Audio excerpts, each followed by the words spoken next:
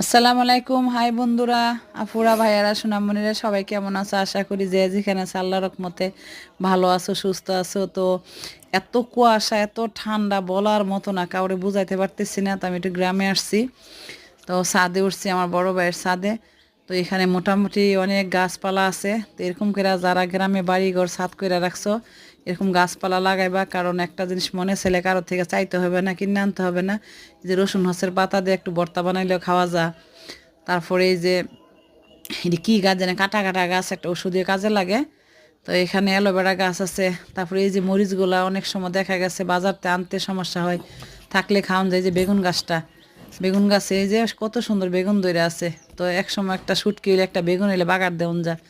তো মোটামুটি পরিবেশ অনেক সুন্দর, ভালো। কারণ এগুলো আমার খুব পছন্দ। আর কুয়াশা দেখেন অবস্থা। তো আমি দেখে ভাবতেছি যে আমার আফুরা ভাইয়ারা যারা প্রবাস আছে, তারা বাংলাদেশের অনেক মিস করে, তারা দেখায়। আর যারা শহর আছে তারাও একটু দেখো গ্রামের কোলাহলটা কীরকম।